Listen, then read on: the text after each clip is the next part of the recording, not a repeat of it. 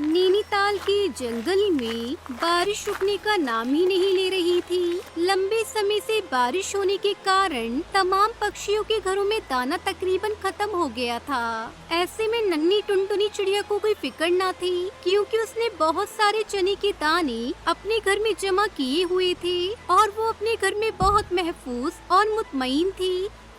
तब तक आप लोग हमारे इस वीडियो को लाइक और अगर आपने हमारे चैनल को सब्सक्राइब नहीं किया है तो जल्दी से सब्सक्राइब कर लें और कमेंट सेक्शन में जरूर बताएं कि आपको हमारी ये कहानी कैसी लगी। बच्चों, तुम रोज मुझसे पूछते हो मम्मा तुम ये दाने क्यों इकट्ठे कर रही हो।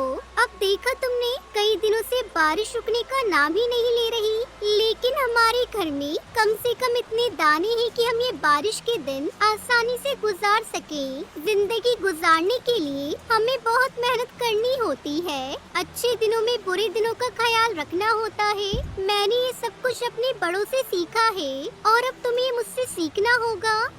वो ऐसी बातें कर ही रहे थे कि किसी ने उनके दरवाजे पर जोर जोर से दस्तक दी। मम्मा, ये कौन है इतनी बारिश में? पता नहीं बेटा, मैं देखती हूँ कौन है। तभी टुनटुनी चिड़िया दरवाजा खोलती है और वहाँ कालू कौवा होता है। मैं कौवा हूँ, आपके पास में ही बेरी के पेड़ पर रहता हूँ। मैं बहुत मुश्किल में हूँ, मेरी मदद करो। मैं तुम्हें अच्छी तरह जानती हूँ, चालाक कौवे, क्या चाहते हो तुम?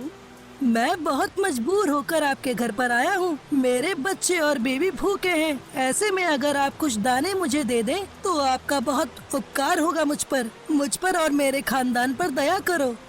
मम्मा, वो मजबूर है, आप इसकी मदद करो। हमारे पास तो खाना है, हमें इसकी मदद करनी चाहिए। तुम यहीं रुकना सुनहरी, मैं देखती हूँ। अंदर आ जाओ। मुझे तुम्हारा सब पता है, कोई मेहनत करते नहीं हो अच्छे दिनों में, और जब बारिश का समय आता है तो तुम हर साल ऐसे ही मांग कर गुजारा करते हो। अभी मुझे तुम्हारे बच्चों का ख्याल ना होता तो मैं कभी तुम्हारी मदद ना करती। जी, मैं बहुत शर्मिंदा हूँ। ये लो, कुछ चने के दाने ले जाओ, इससे तुम्हारे बच्चों का पेट भर जाएगा। धन्यवाद, मुझ पर यह एहसान है आपका। फिर कालू कौवा कुछ दाने लेकर पास में ही अपने घोंसले में चला जाता है। बहुत मगरूर है चिड़िया, कुछ दाने क्या दे दिए, मुझे सबक ही सिखाने लग गई। क्या कह रही थी? यही कि तुम काम नहीं करते, अच्छे दिनों में बुरे दिनों का ख्याल नहीं रखते। तुम छोड़ो इसकी बातें, 2-4 दिन गुजर जाएंगे, बारिश रुक जाएगी, फिर कौन पूछेगा इस चिड़िया को। और वो चने के दाने खाकर सो जाते हैं। अगले दिन कालू कौवा फिर परेशान था कि रात तो गुजर गई, लेकिन आज क्या खाएंगे।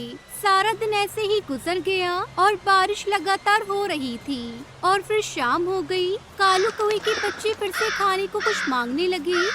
आप फिर से जाइए, शायद वो फिर से हमारी मदद कर दे और कुछ और दाने दे दे। नहीं, मुझसे नहीं सुने जाते इसके भाषण। तो फिर क्या करना होगा? मेरे पास एक प्लान है। इसके घोंसले में चने के काफी सारे दाने हैं। रात को जब वो सो जाएंगे तो मैं चोरी कर लाऊंगा। हाँ, ये ठीक है, और ऐसे वो भूखी सोएगी और हम पेट भर के खाएंगे। उसके बाद कालू कौवा रात होने का इंतजार करने लगता है। लगता है टुनटुनी चिड़िया सो गई है, अब तुम्हें जाना चाहिए। हाँ, मैं जानता हूँ, और बहुत सारे दाने लेकर ही आऊँगा। और फिर कालू कौवा धीरे से खिड़की में से चिड़िया के घर में घुस जाता है। कालू को चने के दानों का तो पहले से ही पता होता है और उन लोगों के सो जाते ही कालू कौवा चने के दाने चुराने लगता है। ऐसी ही बेख्याली में कौवा जब चने के दाने चुरा रहा था तो उसकी पूंछ दिए के साथ लग जाती है और कौवे की पूंछ को आग लग जाती है और कौवा शोर मचाता है। मर गया रे, मेरी पूंछ।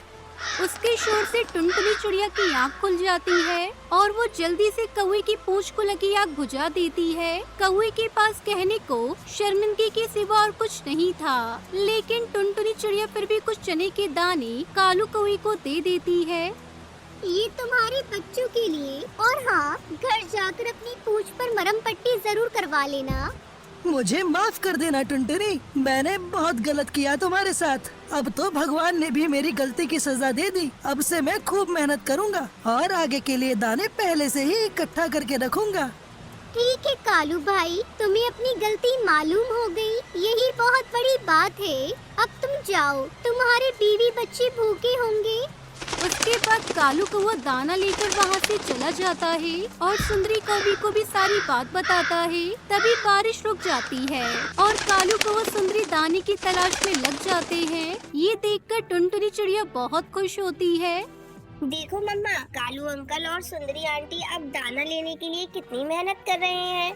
हाँ मेरी बच्ची, उससे सबक जो मिल गया है, हमें हमेशा सच्चाई के रास्ते पर चलना चाहिए।